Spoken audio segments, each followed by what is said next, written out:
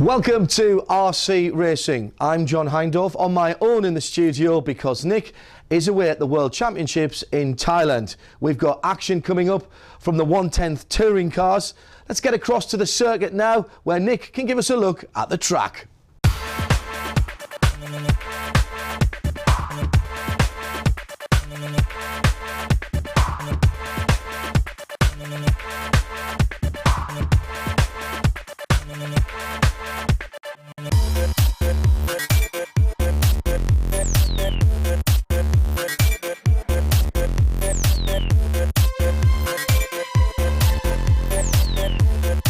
Well, it's Thursday and that means the start of the 1/10 World Championships here at the fantastic RCS Speedway. A track with many fans, including race director Scotty Ernst. You could argue that this is the nicest facility in the world.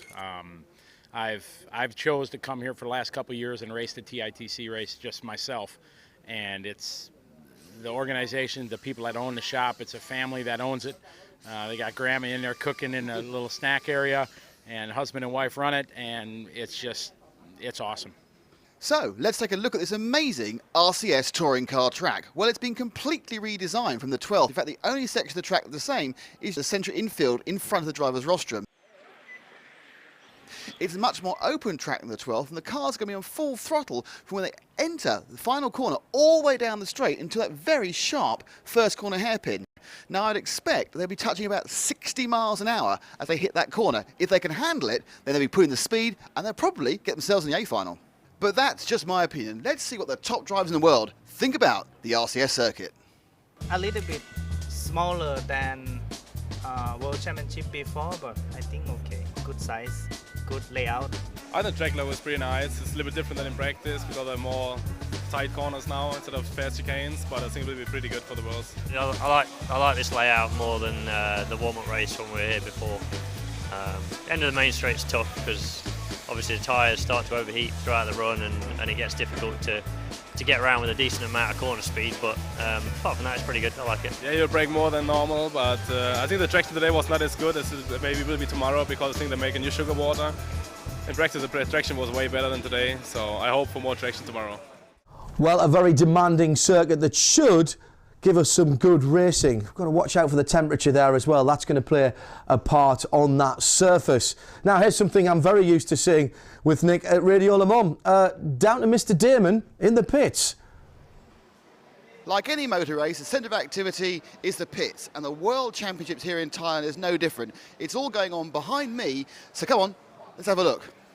Now, the first thing you notice is that everyone's kind of arranged very neatly in rows. Now, at this end of the pits, they're all arranged by team. So as we go this way, we have the Kyosho team there on my right. On my left, we have the X-Ray team, and you'll see the X-Ray cars are the new 09s. You can tell it because they kind of painted everything orange, so they have orange anodizing. It's very important, of course, if you are a professional race team, to have your own anodizing colour. As you go racing, Kyosho is red, Hot Bodies is purple, Tamiya is blue. It's all in the anodizing. Chassis design, not very important. Going on further, you'll see we have the Hot Bodies team. That includes obviously 3 world champions. We have Surikan, who was a 2002 world champion, Hara and Andy Moore, but they're all at the moment actually scouring the results behind me. The X-Ray team's very large. We've got another row of X-Ray drivers. And now we come to the first of our mixed tables. We have, just down here, we have LRP, who have, of course, their new speed controller range out, so also the co-badged NOSRAM unit as well. And again, more HB drivers. So a lot of HB drivers, a lot of X-Ray drivers as well. Moving on, as you come down this way, we go to Tamiya. Now, Tamiya, of course, includes 2004 world champion Mark Reinhardt.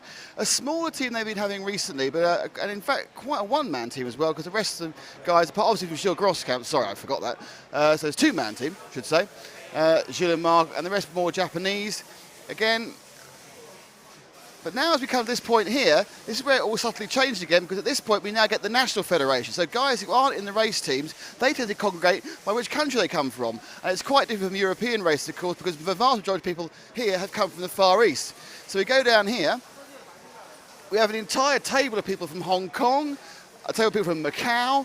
So those 2 small little islands have given us about 20 drivers, which is quite useful to swell the numbers. And they've also swelled the ranks of the lower heats. Coming past here again, some of the Japanese drivers, more Japanese drivers, and then we just get here to South Africa.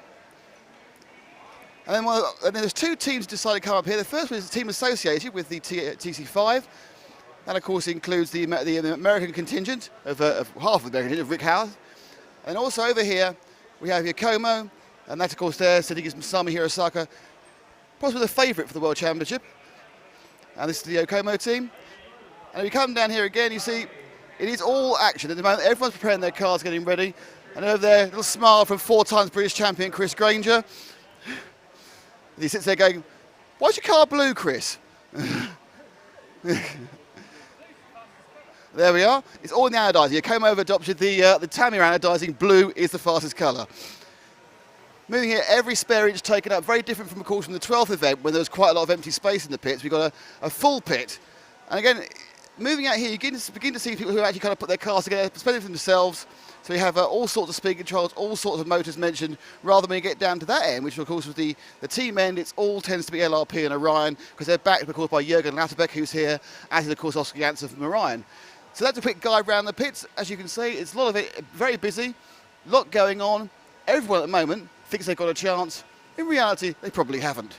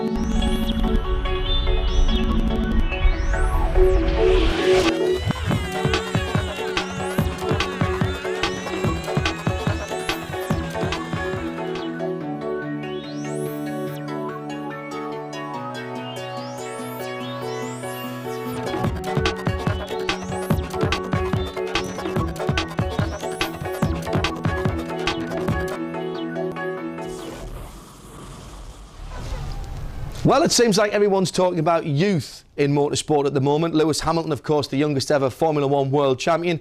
And in RC racing, things are looking younger too. Nick Damon has caught up with one of the brightest new talents. He's from England. It's Elliot Harper.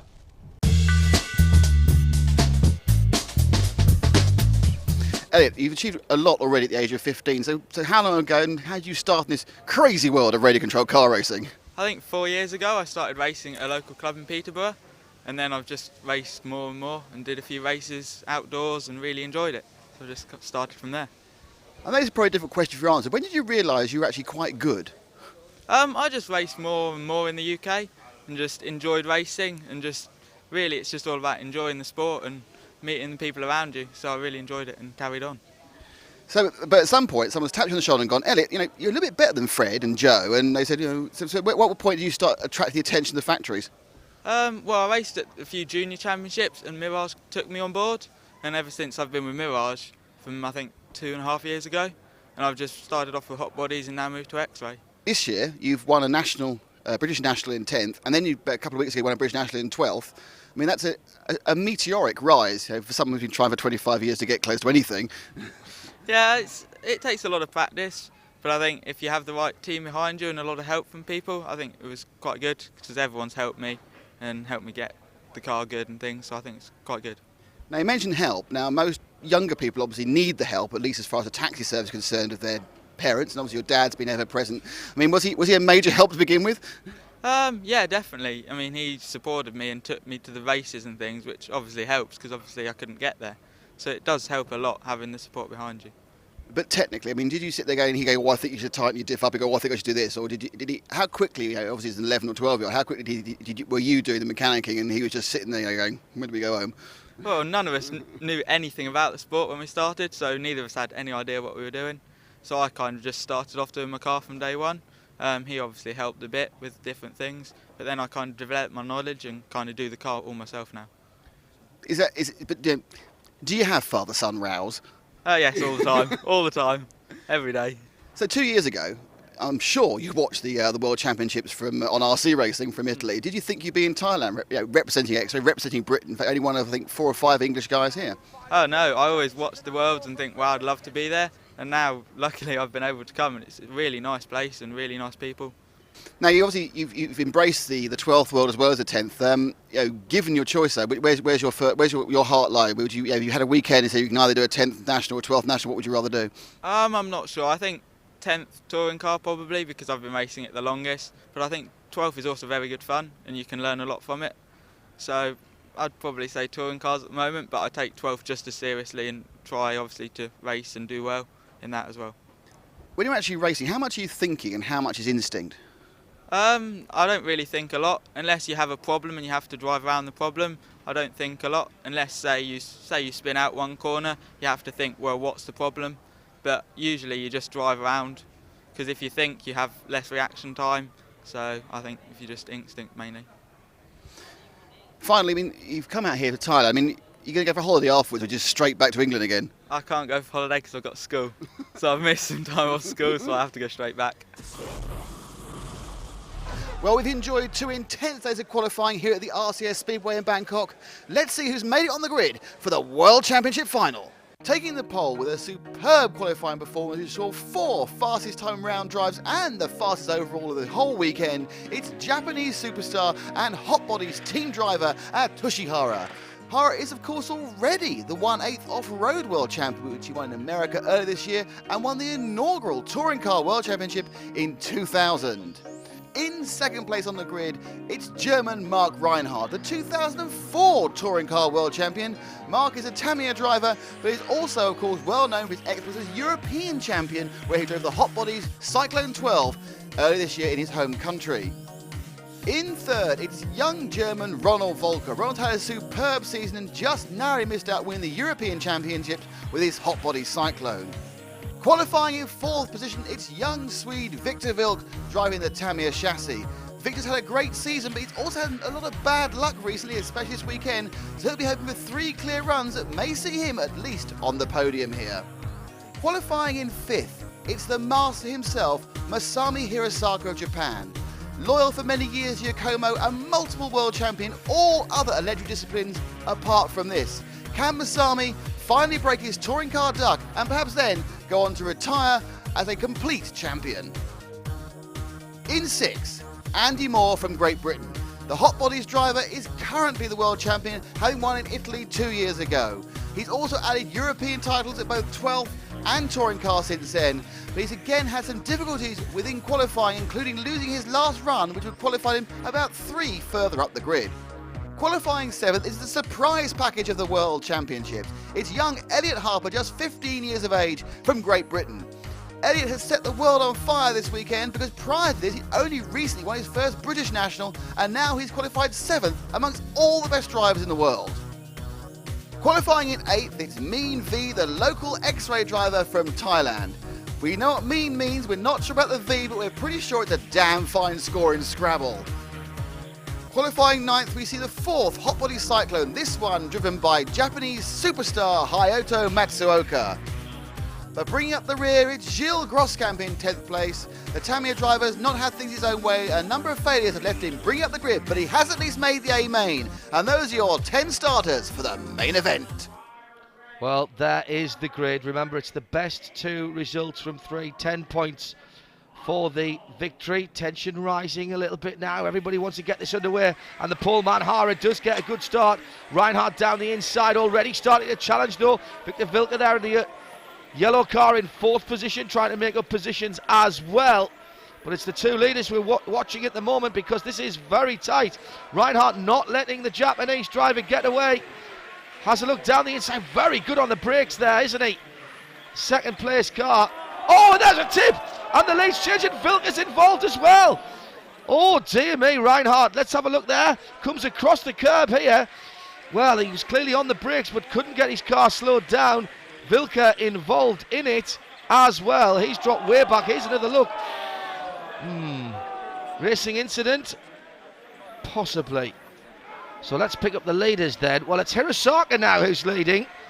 Ronald Volker, who was third on the grid, is up to second. And Elliot Harper up from 7th position into 3rd. What a result and what a weekend this has been already for the 15-year-old. We've seen him on the programme before, but he's never been at the sharp end of the grid. Oh, and someone's gone off into our camera, and that's Andy Moore. Andy, really, there's other ways to get on the telly, you know. Being closer to the front always helps. Hirosaka leading then. Here's the battles in the midfield. And again, this is Reinhardt and Hara having a little look at each other. They've already been involved. Let's check out our leader though. He's driving away from a very good field indeed. Masami Hirosaka, the Japanese driver, well, he's won in everything except this. Lost count of how many world championships he has on the mantelpiece. Now let's pick up some of the action. 4th, 5th and 6th close together. This is Hara, Reinhardt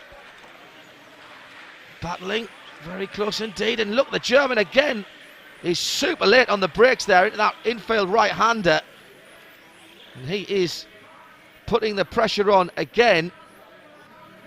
Gilles Grosskamp just along behind them there. He is in 6th position from 10th. And that's Victor Wilke again, the Swede, in the yellow car, just making ground on them. So we're going to have a 4-car battle here for 4th position before too long.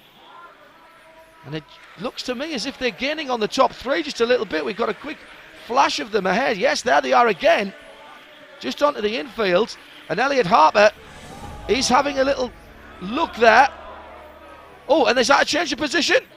No, he just held on to it. Oh, but there's Wilke having a look down the inside on Grosskamp.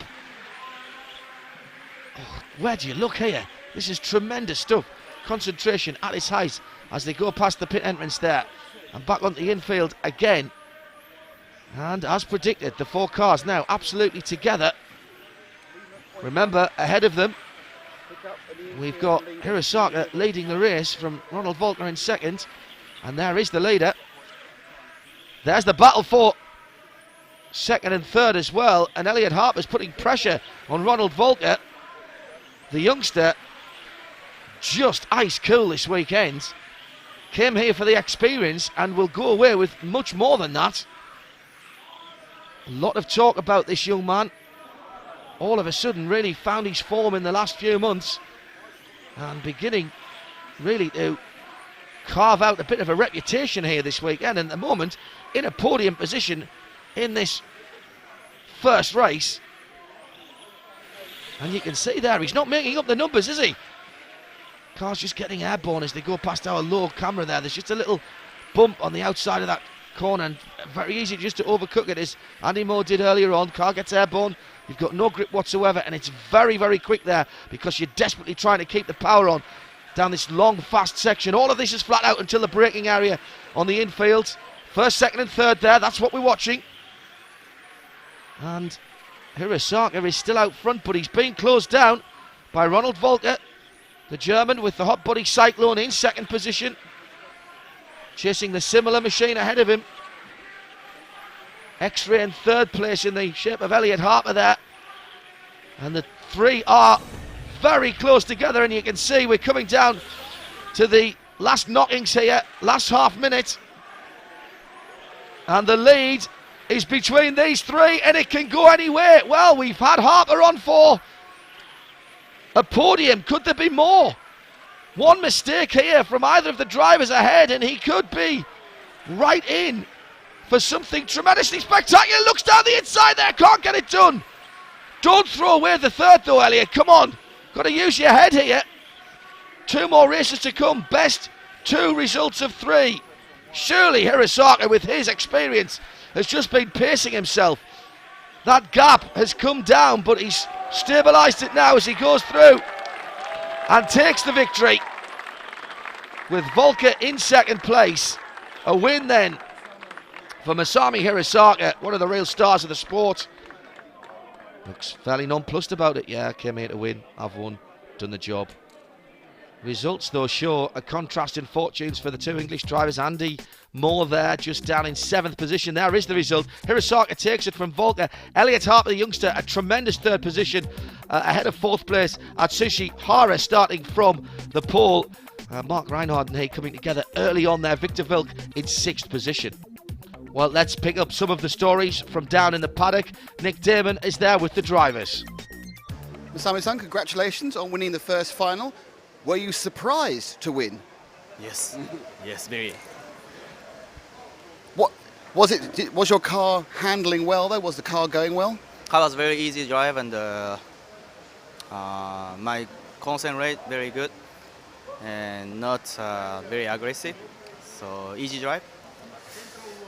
So last heat was very lucky. That's it. Do you think you can overtake the other cars if there is not a crash? I don't think so. Very hard. But if I have chance, I go. Like a start. Yeah. Sushi, not the result you wanted. What happened in that middle part, the 3rd lap, wasn't it? Me and Mark between the 2 cars and then crashing, and all over he waited me. But I think my car is not so good this time, so I just keep my best line in the block to keep other car. So, but I cannot go more push. So next round I need to change something. I was a little bit fast in the beginning, and then Atsushi, and I tried to overtake him, and it's on this track it's pretty hard to overtake. So I hit him 2 times. I wait, and I mean then 3 cars passed us, and it was hard to get up. But I mean Hara was a little bit slower than I was, so I need to try to overtake. Elliot, you must have thought Christmas came early when everyone crashed in front of you. Oh yeah, it was really good. I just came through and everyone was crashing around me, and I just went through the middle and hoped for the best, and kind of came out in 3rd and stayed there for the race. You follow Ronald there pretty much 3 or 4 metres behind the whole time. Anything you could do about that? I think I was faster than Ronald, but I didn't want to, make contact or anything because we were quite away in front of Hara. So I just wanted, if Ronald made a mistake or something, maybe go through the inside. But he didn't, so he drove a faultless race, so I just had to sit behind him. Well, that's almost it for this episode of RC Racing. Next time, back with more action from the World Championships in Thailand when we'll begin our coverage of the 12th. Also, the 2nd leg of the 10th touring cars. And Nick will be back in the studio to talk about his Thailand experience. It's worth watching. Join us next time on RC Racing. Bye for now.